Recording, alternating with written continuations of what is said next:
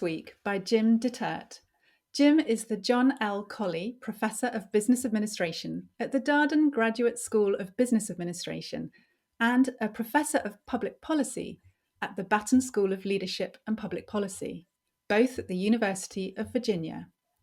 He has received numerous awards for his teaching in both MBA and Executive MBA programs. His writing on workplace courage and related topics is grounded in decades of formal research and brought to life based on intimate portraits of leaders and ordinary people he's come to know personally. Jim is a frequent contributor to Harvard Business Review, and his research has appeared in many other leading professional publications. He's also the author of Choosing Courage, the Everyday Guide to Being Brave at Work, published by Harvard Business Review Press. Jim thrives on empowering people to have difficult conversations, to engage rather than avoid challenging situations, and to competently embrace other opportunities for courageous action in their own lives and workplaces. Welcome to the business of being brilliant, Jim. Thank you for having me. It's great to be with you and your listeners, Helen. Thank you. I had the pleasure of reading your book over the festive break, and I'm really looking forward to getting under the skin of workplace courage with you today. And if I'm right, timing wise, I think we were both writing our own business books during the first winter of lockdown. Is that right? I think I might have been a few months ahead of you there. Okay. But yeah, I had certainly the same experience as you of launching a book right smack in the heart of the first year in the pandemic. So yeah, that was certainly a novel experience among the obvious many novel experiences we had. And did you find lockdown helped or hindered the writing process for you? It's interesting. I had been gearing up to write the book for quite some time. But I was a dean of our executive MBA program at the time. And I had sort of fallen into the trap of not writing because I didn't have these huge stretches of time. And my wife, for a Christmas holiday, gave me a writing magazine. And it just happened that the first article in the first issue I opened up was called something like How to Write Your Novel in 9 Minutes a Day. And, laid out this basic, like if you just basically wrote, you'd write this many words in 9 minutes, and that would produce like a 500-page book actually within a year. And so I went into the end of that year, and I remember I started on December 27th. I decided I was going to write 15 minutes a day, just 15. And I told myself, look, even if I'm sick, no matter what I'm doing that day, I can find 15 minutes. So I'm going to write 15 minutes a day, and I'm not going to skip a day until I have a draft of this book done. And I don't remember anymore what the exact finish date was, but I never missed a day. And on something like June or July, I was in fact done with a draft. And that for me worked incredibly well because it taught me that, it is about just sort of time and chair, but also that I didn't have to have, these huge chunks of time. I think it's actually a great tip for just in general doing things that feel too big to do. It's just that incredible reminder of saying most of the time, if you allow yourself, exercise, say, I don't feel like doing it. If you allow yourself to say, look, I'll just get started 5 minutes. And if in 5 minutes, I don't feel like continuing, I'll let myself stop. The vast majority of the time you'll go a lot further. So yeah, in the end, I didn't need the huge chunks of the pandemic. I had to draft before then. Yeah, that's really interesting to hear. And I totally agree that setting really small, more easily achievable targets each day just helps take that pressure off, because when you've got 55,000 or more words to write, it's quite a weight to get through it and to know that page needs to be filled each day. So yeah, really interesting to hear. And I'm really impressed that you wrote every single day, including weekends and holidays. I did. Yeah. But it's actually, and I hope we'll talk about this, it's actually very relevant to the issue of developing one's courage muscle and becoming more competently courageous, is this notion of small, steady steps of progress and not trying to tackle the hardest thing first, and also not sort of expecting yourself to be, incredibly productive or capable at first. It's the same set of principles that actually in the end underlined how I wrote the book. Yeah. Fantastic. Well, we'll definitely get a bit more into that very shortly. But I gave a very quick feel for listeners of your career and the roles you've held, and your education and career are focused on management and sociology and organizational behavior. Was that a career path that you had consciously planned from the outset? And have you always wanted to, and chosen to stay in academia? Yeah.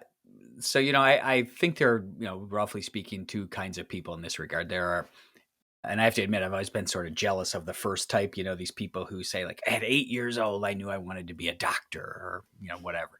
And I've always sort of been jealous of that. It seemed like somehow that would be easier, but that was not me. I am in the second type, which is that I have sort of gotten to where I sit today largely by doing things and being reasonably attuned to whether I'm enjoying them and feel like continuing them, or actually am quite clear I don't like them and don't want to do them. From college on, I got to where I am largely as much as by closing doors that clearly were not interesting to me or didn't feel right for me. And, I guess one way of staying on the right path for oneself is to not actually get on the wrong paths, or as quickly as possible get back on a path. And that has definitely been the case for me. Yeah. Yeah, that's really interesting reflection, that just how often do we consciously choose not to follow a particular opportunity, or actually even by staying in what we're doing, we're making that conscious choice actually to stay committed to the role in hand, even if we don't realize we're making that as a conscious choice. Yeah. And so when did you get to start to become interested in courage in the context of our world of work? I know it's something you've been researching and writing about for many years, but was there something that triggered that or led you into that? So the initial intellectual trigger was actually very early in my PhD studies. I did a large project on a challenge of a speaking up problem, right? A company whose climate was riddled with fear and a sense of futility around speaking up. And I actually found that ended up being my doctoral dissertation. And I found as part of that process that the general the general finding, and of course it remains true, is that when people feel it's safe to speak up, generally they're more willing to do so and do. And when they think it's risky or futile, they don't. But that there was a small set of people in my data who explicitly said, no, it's not safe, but I do it anyway. And I remember, very early on, I had made a note to myself, like, this is clearly an instance of workplace courage, you know, recognizing the risk, but acting anyway. And I actually started a draft of a first paper on courage, but then, life happened and I didn't do anything with it. But I was teaching leadership courses, graduate, MBA level courses, executive MBA courses. And repeatedly at the end of my courses, I would give just a short wrap up speech, and I'd say, look, we've added a lot of tools to your toolkits. You've learned a lot of concepts and frameworks about leadership. But I need to say one more thing, and that is, I don't think it matters how big your toolkit is. The moments will come when you either have the courage or not to use the tools. And that, I believe, is what's going to define you as a leader. And it was really just, it was that plus, then maybe 2 or 3 more, minutes of some inspirational quotes about, being courageous that I would end the course with. But I started to consistently get feedback saying, this should have been the course, and we need a course on this. And why isn't there a whole module on courage? And it was really that repetitive sort of desire from the students that I was working with, or consulting engagements I was doing, that led me to finally say, okay, this is no longer just sort of an intellectual interest for me. It's clear that sort of people out there recognize the need for, more willingness and more competence in the realm of doing, scary things that feel important or worthwhile or morally correct. And, I think it connects a lot to what we were just talking about, sort of choosing paths. I have often thought, when I see people, particularly, in executive MBA or consulting, and people in their, let's say, 40s, people who've been working 20 years or so already. And there's a little bit of a sense of, like Thoreau's quote about, most men, of course, nowadays it would say people, lead lives of quiet desperation. Yeah. And I by no means am saying the people I work with are desperate, but that sense of like, you've been working 10, 15, 20 years, and that sort of sense of like, is this it? I got 20, 30, 40 years left. Is this it? Am I just on this path where I'm not fully engaged or satisfied? I don't feel fully respected or included or alive, but I don't know what to do. I don't know how to be more agentic. I don't know how to stand up more for myself. I don't know how to be bolder. I don't know, in a lot of cases, I don't know how to have the courage to change organizations or jobs.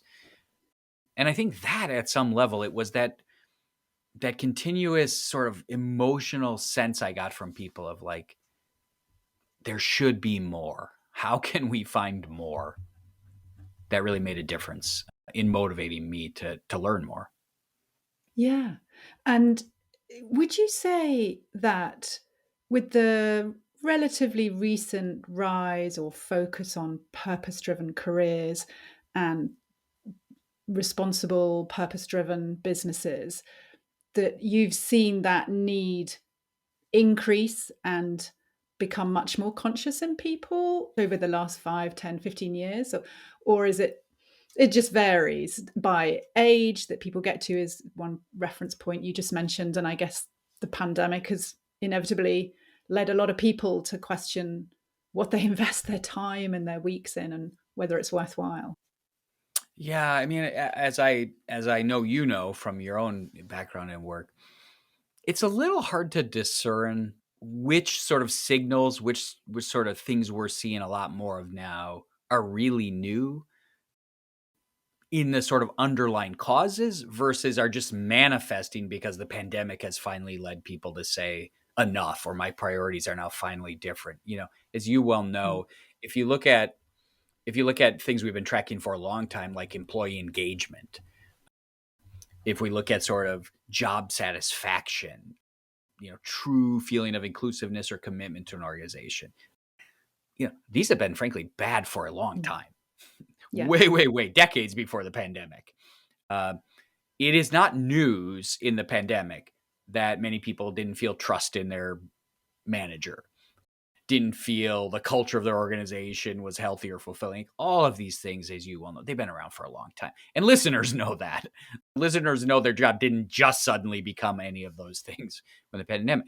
I think what has probably changed for quite, for millions of people around the world is the overall calculus of what will I put up with, or what do I want for my life, or what trade-offs have I now. I think that has changed, Mhm. but you know, we've known that the world of work is not really all it could or should be for a really long time. Yeah. Yeah, that's a great point that, the data's been saying the same thing for a long time, and It we need to has. differentiate between kind of causes and, I guess, triggers or different spotlights highlighting things we've been Yeah. ignoring for too long. I think what's changed is the willingness to do something about it on the employee side. Yeah. But if you would say like the employer or the organizational causal side, that it's not, this is not news, right? That people are disengaged or feel like cogs in a machine or any Yeah. of the other things we read about. Yeah. Yeah. Okay. So let's dig into courage a little bit next. And early in choosing courage, you make the point, if I've understood it correctly, that courage is really an everyday skill that we can all practice and hone and apply, rather than something that the fortunate few happen to have been genetically born with that gives them an advantage. Is that right? And if so, can you just say a little bit more about? Yeah. I mean, first of all, like, let's just talk about the evidence itself. Is there evidence that there is some kind of, personality or genetic, disposition, that leads to sort of competent, courageous action? And the answer, as far as I'm aware, is no. There is no such evidence. It's not just that I can't find it, or people more recently haven't been able to find it. In some form or another, people have been looking for this for a long time. There were, right, in World War II, right, there were folks who, at great risk to themselves, sheltered Jews for sustained periods of time, and after World War II, Many social scientists studied and tried to figure out, like, were these people different? They're the famous Milgram, deference to authority shock experiments. And similarly, right, Milgram spent years trying to figure out, like, were there personality dispositions that explain to, and pretty much across the board, the answer has been no.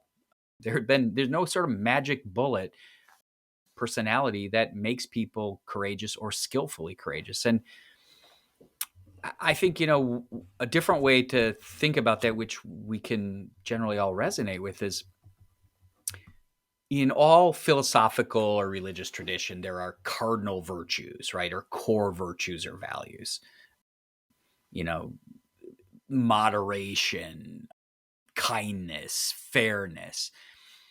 And I don't think we walk around with a narrative that says, it's unfortunate that 90% of people are jerks because only 10% were born with the kindness gene. Or, it's unfortunate that 75% of people are like foolishly immoderate, wasteful, and crazy because only 25% were born. We don't do that. When we talk about virtues, the expectation is it's hard to do these things, but everybody has the potential and obligation to do them. Yeah. For whatever reason, when it comes to courage, we like to put it in a different category and say, I guess that's just for some of us some of the time. And it's because I wasn't born that way. And, there's a lot of reasons why that probably is. If you think about sort of narrative stories, the narrative about the hero is indeed that the hero is a very special kind of person, right? Is a superhero. And that narrative, of course, contributes to the idea that most of us are not that. And then, of course, when asked, like, well, name a courageous person or tell a courageous story, most of us will naturally default to, let me say something about Martin Luther King or Nelson Mandela or whoever. And so we talk about that incredible person. And so one of the things I've been very conscious about in my own work is, and this from reading Choosing Courage, is, I talk about the bank teller and the supermarket clerk and people who are just like you and me, because I think the stories we tell also either reinforce the narrative that it's just special people, or they help us see, no, it's people just like us who are owning the responsibility to stand up and do hard things and to practice getting better at that. Yeah, I think that's so important as a message, isn't it? And I completely agree with what you're saying about, we have over time developed this kind of cult of the CEO or of the great, almost superhuman individual. And yet what you were saying about there is no genetic, differentiation when it comes to courage, that's actually a very reassuring and encouraging message. And I wonder if one of the reasons why we don't treat courage in the same way we treat the other virtues, as you were just describing, is perhaps because of the fear factor. And, somebody might absolutely see something they want to do or an injustice they want to put right or want to bring about, a change that feels really stretching or challenging. But they're probably weighing up the pros and cons of doing that and thinking about, okay, well, what's the potential fallout and the negative risks to me. So can you explain how you help people overcome, those kind of limiting fears?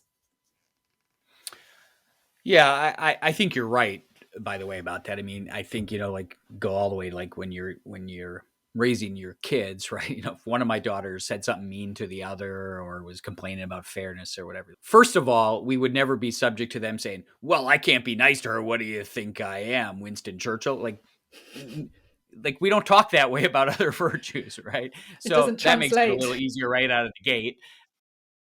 But then also, you're right, like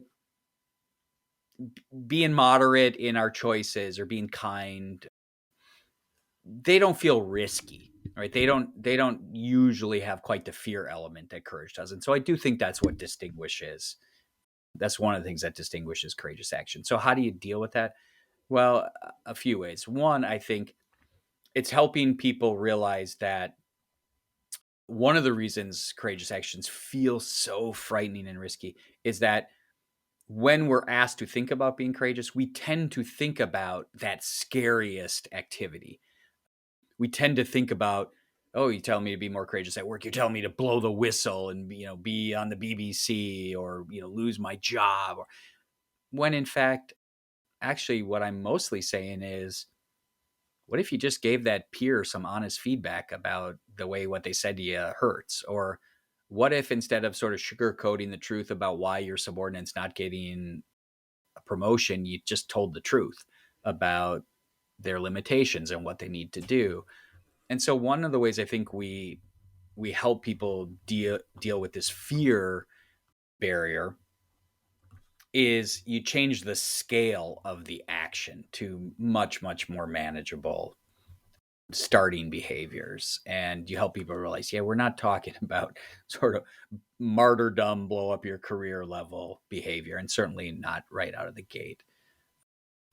And then I think there's sort of a different element of asking people to just do some actual reconsideration of, like, well, what identities do you say are important to you? What life objectives do you say are important to you? What values do you claim to have? What do you hope your legacy will be? And then to say, can you actually achieve any of those things by not undertaking some risk?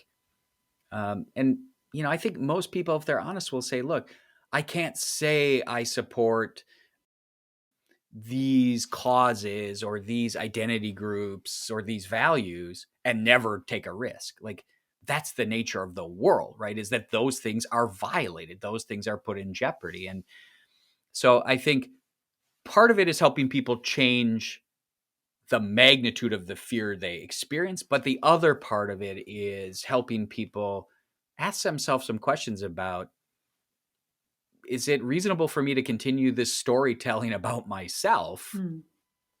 and the regrets I do or don't want to have if I'm not willing to take some action?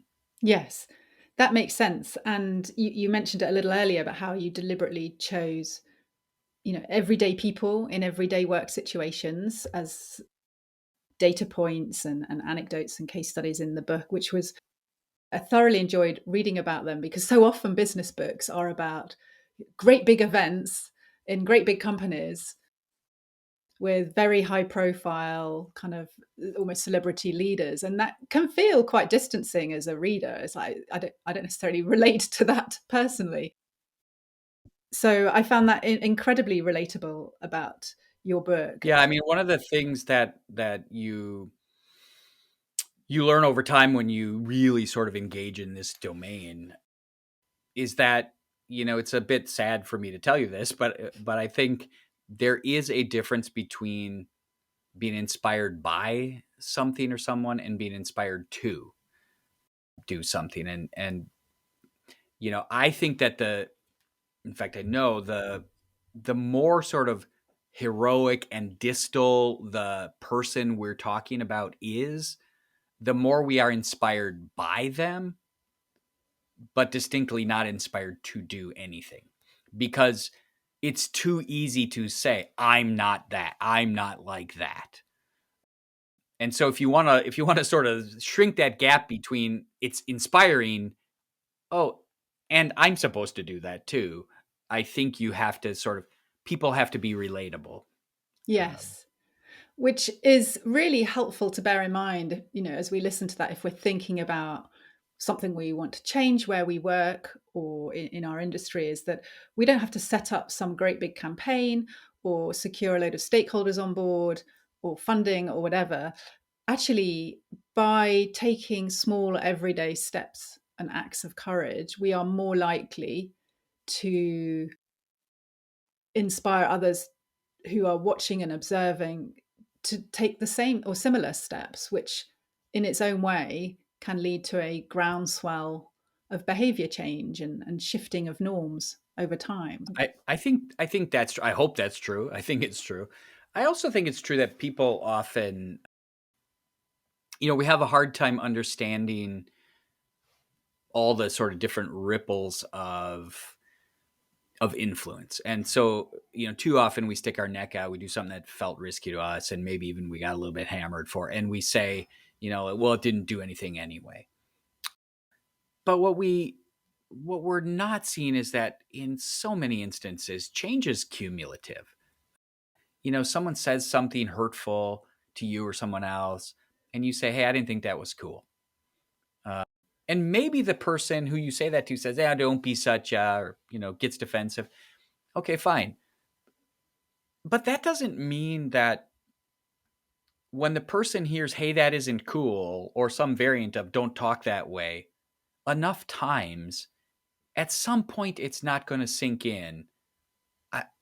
This is offensive.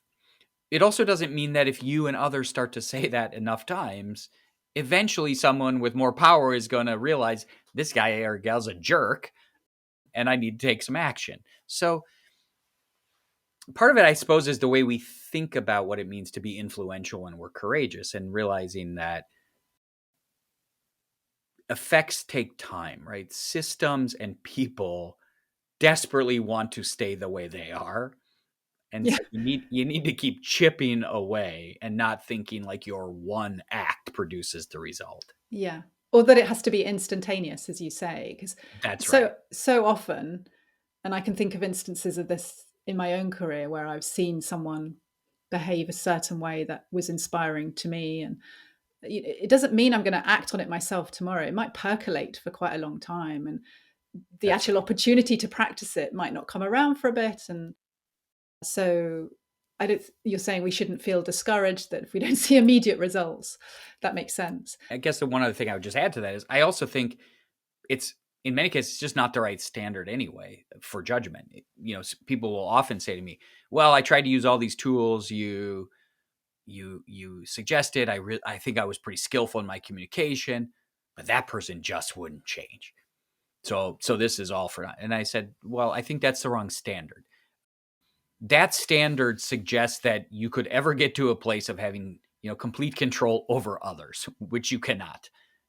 I think the standard in a lot of cases is actually when you go home at the end of the day and you look in the mirror, and you ask yourself the question, was I as skillful as I could have been in that moment? Am I proud of what I did and tried to do today? If your answer to that question is yes, or those questions is yes, then you have succeeded. Yeah. So sometimes, right, it's also just about like, well, what's your definition of success? Yeah. And accepting the limits of Yeah, our control and influence. And that's as you right. say, we The can't only thing change we other really people. control is us. And are Yeah. we okay with how we have behaved? That's the one standard you can control. Yes. Yeah, that's a really helpful reminder. And I know in the book you break down acts of courage and help people think about how they set the scene for a courageous act, and managing the messaging and priming people, if that's helpful, etc. Then actually, in the moment, but then also importantly, you talk about the follow up to the courageous act and how it's easy to forget about that, but that can be a crucial part of making a really positive impact, or picking up the pieces more constructively if it hasn't quite gone according to plan. Yeah, yeah, that's right. I mean, I think, if we were to sort of say, okay, hey, listeners, do you think this is obvious enough? Yes or no? And you say, like, is setting the stage important, right? Building the right coalition, building up your own credibility. Yeah, all your listeners say, yeah, of course that's important. If you'd say, is getting clear on whether this is the right issue for you to raise, is it the right time? Is that everybody would say yes. And if we'd say, well, then how you deliver the message itself matters, right? Framing matters, being as non-offensive, managing emotions, do those things matter? Everybody would say yes.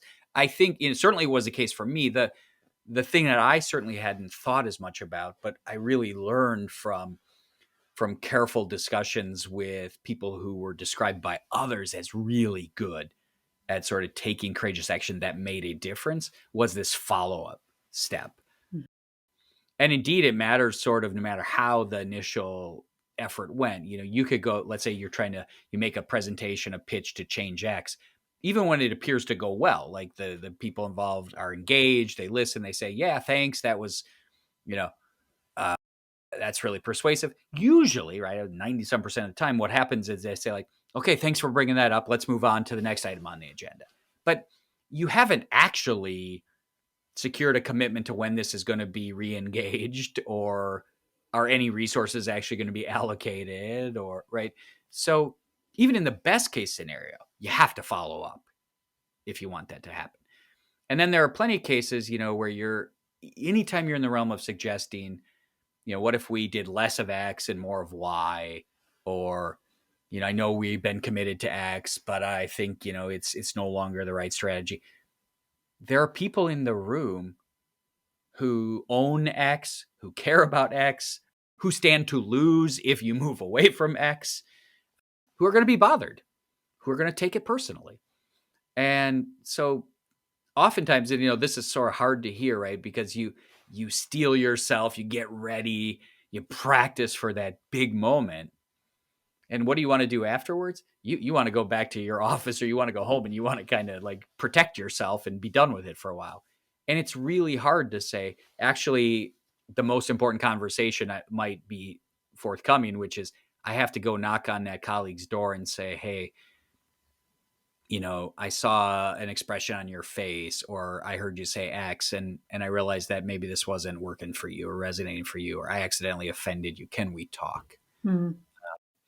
And I think it's one of the most neglected steps, is paying enough attention and then having, if you will, enough courage to go take those follow-up steps to repair or check in with folks. Yeah, I can see how that final step has the potential to be really transformative in terms of moving everybody on, maintaining harmonious relationships, kind of holding your ground, but respecting where other people are coming from and what's important to them too. Yeah. And, and in the end, since almost anything complex in an organization, any meaningful change requires like the support and interdependence of a lot of people, it also can just, honestly, even if you say, I don't care about this courage angle, blah, blah, blah, I'd say, fine, don't care about the courage angle, but just in your own self-interest, it's kind of change management 101 to say, you don't want to leave a third or a half or whatever the people feeling like they're going to be in blocker mode.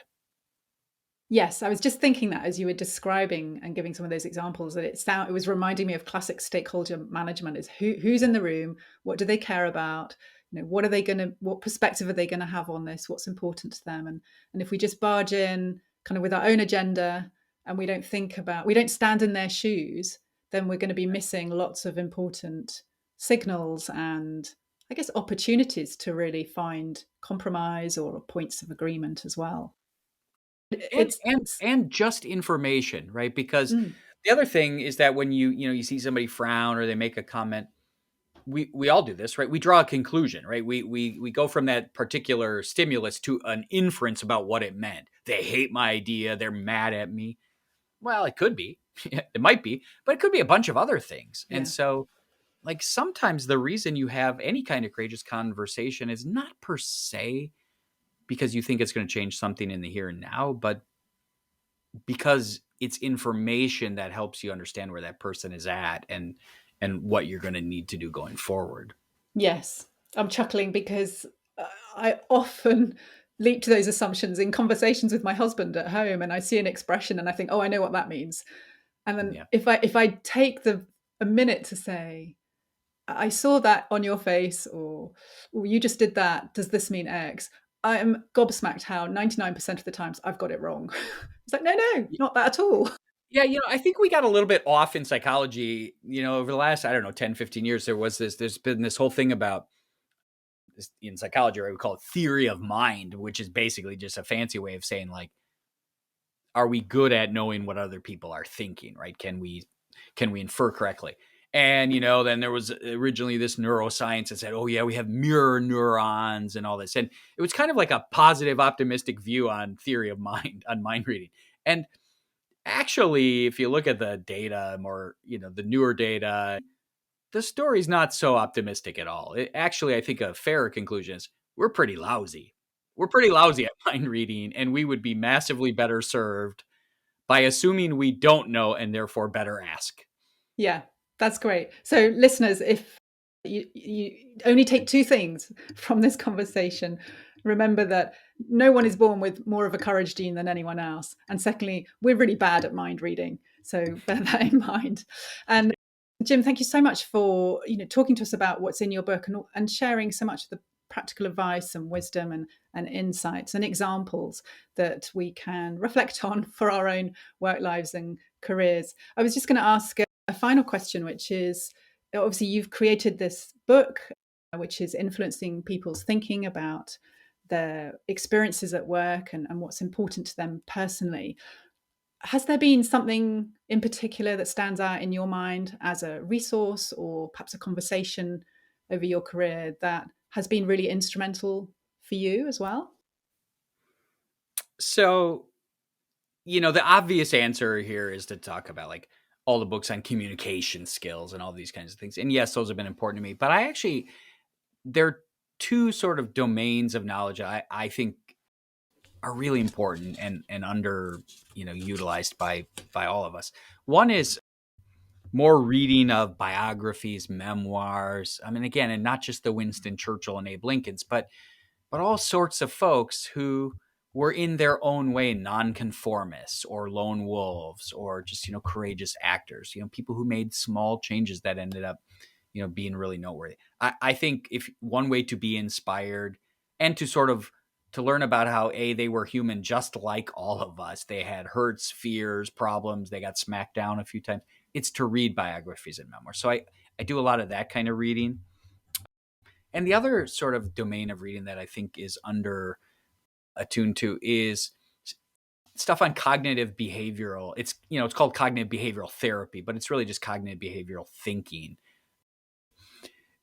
Because a lot of what prevents us from speaking up or not screwing it up when we are speaking up is the inner dialogue we have, right? So, we might be in a meeting and I say, hey, Helen, I think, we should do X. And then you say, well, I'm not sure now's the right time, which might be innocently just a comment about when we should do it. But I twist that into, she always hates my ideas. She never goes for what I want to do. She's such a ... right? In other words, what I'm doing is in my head, I'm catastrophizing, I'm engaging in black and white thinking.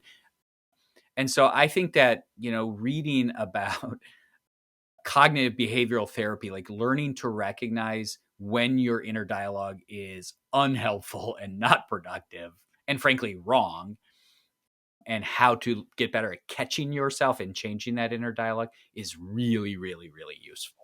Yes, I couldn't agree more. And it's great to hear you express it so articulately.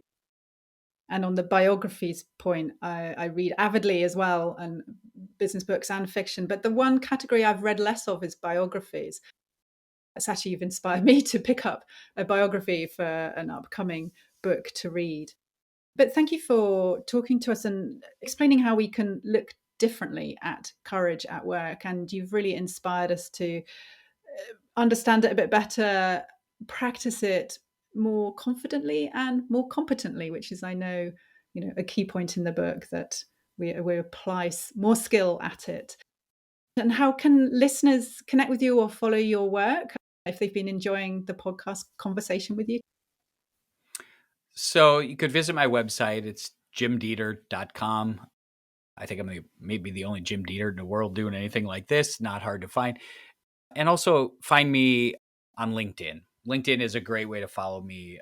I post a lot of sort of new ideas and I share things from all the other places I publish. So I would say, connect with me on LinkedIn and then also follow me on my website would be great.